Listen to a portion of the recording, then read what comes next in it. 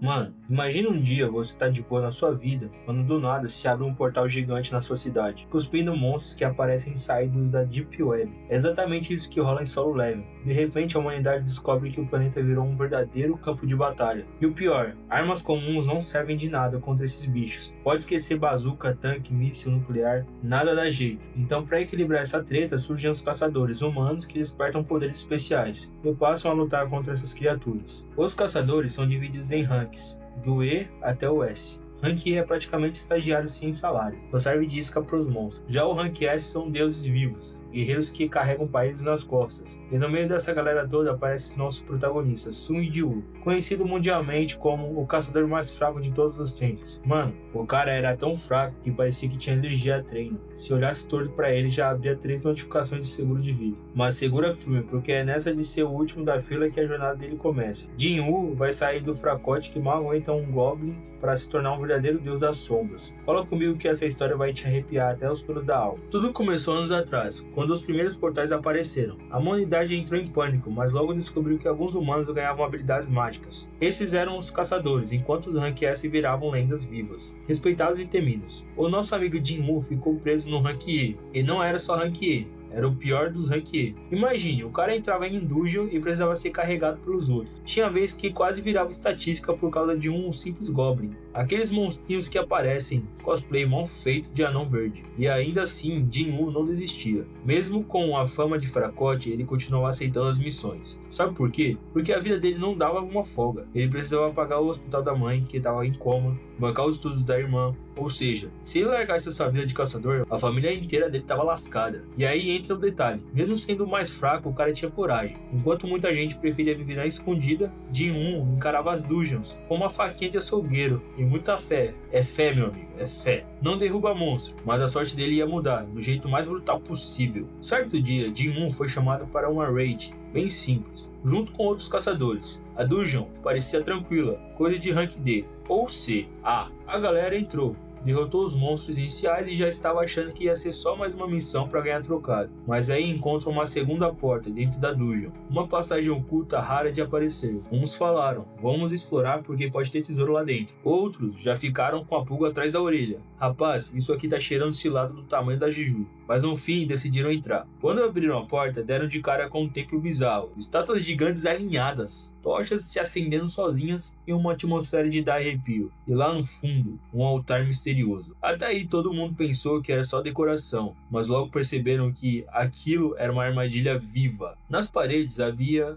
mandamentos esculpidos: louvar a Deus, ajoelhar diante de Deus e provar fé em Deus. Parecia coisa de missa macabra, mas ninguém levou a sério. Aí, um corajoso resolveu sair correndo até a porta para escapar. Resultado? Foi partido ao meio por uma estátua com machado. O pânico começou. As estátuas que seguravam instrumentos musicais não atacavam, mas as que tinham armas viraram máquinas de matar. Quem não se ajoelhou foi obliterado. Quem tentou lutar virou patê. Foi uma carnificina. Jin-woo, mesmo fraco, começou a observar as regras. Ele percebeu que se ajoelhasse, as estátuas paravam. Se olhassem nos olhos, as estátuas não se moviam. E assim foi guiando os sobreviventes. Mas cada teste era pior que o outro. As provas de fé eram basicamente sacrifícios. E no meio dessa loucura, Jin-woo acabou sendo ferido gravemente, perdendo muito sangue. No altar ficou claro, alguém precisava se sacrificar. Então, Jin-woo, vendo que não tinha saída, decidiu se entregar. Ele foi cortado, esmagado e despedaçado lentamente pelas estátuas. Mas antes de morrer, aconteceu algo que mudaria tudo. Uma tela azul apareceu diante dos seus olhos. Você desbloqueou a coragem dos fracos. Deseja se tornar um jogador? Se ele recusasse, ia morrer de vez. Se aceitasse, talvez tivesse uma chance. E aí, mano, com o último fio de vida ele aceitou. Quando Jin-woo abriu os olhos, estava no hospital. Todo mundo achou que ele tinha dado sorte de sobreviver, mas ele sabia que não era bem assim.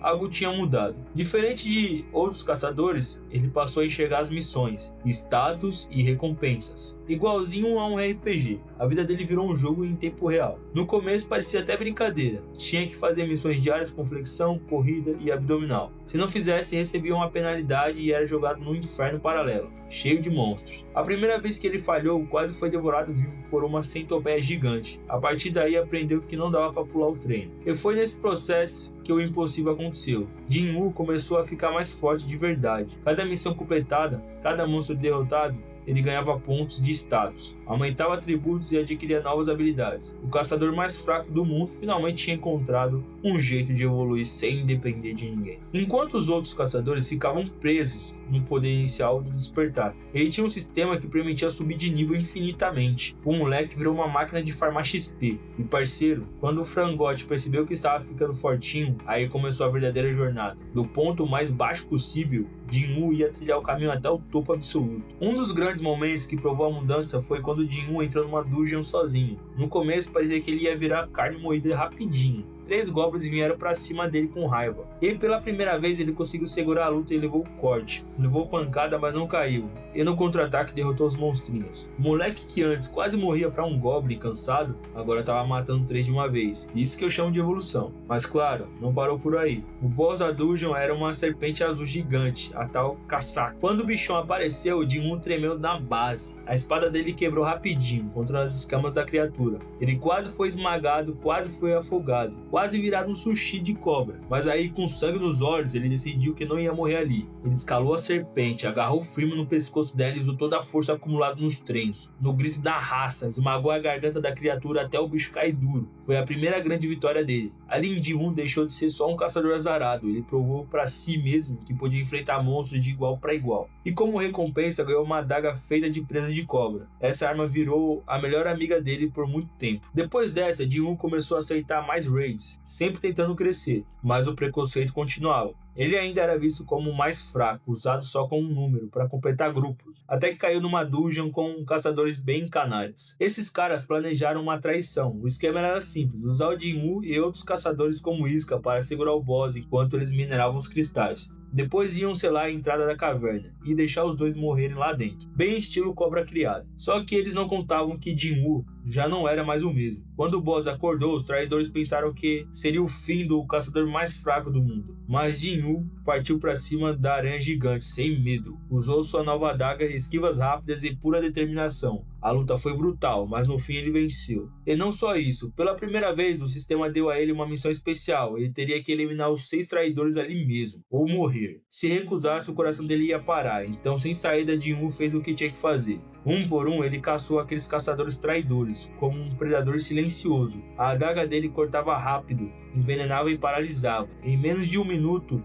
a equipe inteira estava no chão. Foi nesse momento que nasceu a lenda. O caçador fraco mostrou que podia ser o mais cruel e letal de qualquer rank alto. Depois dessa dungeon sangrenta, o sistema recompensou Jin-Woo com uma habilidade única, o poder de invocar sombras. A primeira vez que ele testou, ficou sem acreditar. Ele podia trazer de volta à vida monstros que derrotava, transformando eles em soldados fiéis. Imagina só, cada inimigo que caía virava parte do exército dele. No começo eram poucos e fracos, mas a sensação de ter subordinados obedecendo a cada comando foi o estalo que Jin-Woo precisava. Ele não era mais um caçador solitário, ele estava montando um exército das trevas. E com esse poder, Jin-Woo começou a trilhar um caminho que nenhum outro caçador poderia seguir. Enquanto isso, o caçador de rank alto começaram a reparar. Aquele moleque que todo mundo conhecia como fracote agora saía de dungeon sem nenhum arranhão. Enquanto outros voltaram em pedaços, rumores começaram a se espalhar. Alguns caçadores tentaram se aproximar, outros ficaram desconfiados, mas Jin-Woo não se importava. O objetivo dele era claro, ficar forte o bastante para proteger a família e nunca mais depender de ninguém. E nesse ponto, a história já estava mostrando, o cara não tinha limite.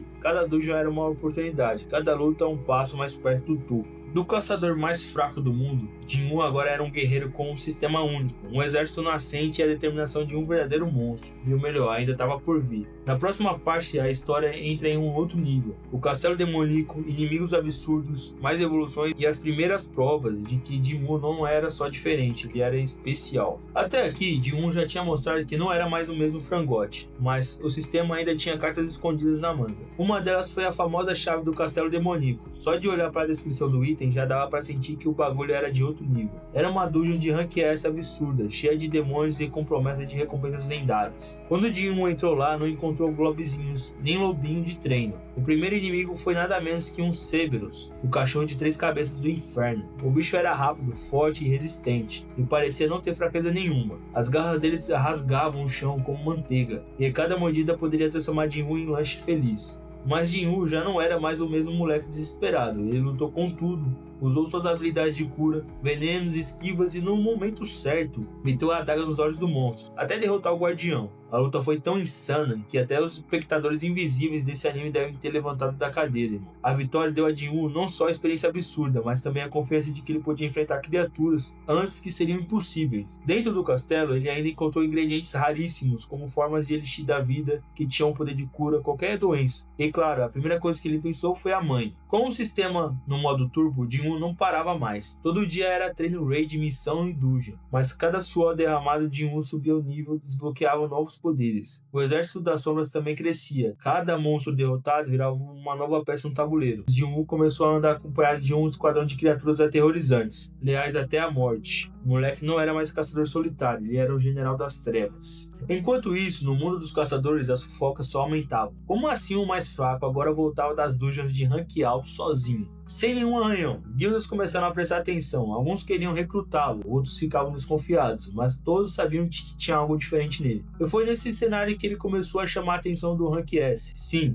os deuses da caça, os caras que até o governo respeitava, começaram a se perguntar: quem é esse moleque que tá subindo tão rápido? Mas nada poderia preparar Jin-Woo para o desafio que estava por vir, a Ilha Jeju. Esse lugar tinha sido tomado por um enxame de formigas monstruosas, cada uma delas capaz de obliterar caçadores medianos com facilidade. As tentativas anteriores de retornar à ilha tinham acabado em tragédia, com equipes inteiras dizimadas. Dessa vez reuniram um esquadrão de caçadores Rank S da Coreia e até do Japão para dar conta do recado. Era a maior operação já feita contra uma dungeon desse tipo. O mundo inteiro estava de olho. As formigas eram rápidas, organizadas e implacáveis, mas a verdadeira ameaça era a Rainha Formiga, uma criatura colossal que não esmagava qualquer um no caminho, como ainda tinha a habilidade de evoluir. Pensa numa desgraça. No meio dessa batalha, muitos caçadores tombaram. O Rank S japonês que liderava o ataque foi trucidado. O desespero tomou conta, parecia que a humanidade ia perder mais uma vez. Mas então o Jin-Woo chegou, e mano, foi ali que a lenda dele consolidou. Quando o Jin-Woo entrou no campo de batalha, o clima mudou. As formigas que antes eram imparáveis começaram a cair uma atrás da outra. Ele invocou seu exército de sombras, que avançou como uma maré negra, esmagando as criaturas. Os caçadores que ainda estavam de pé olharam aquilo sem acreditar. E então veio a luta com a formiga rainha.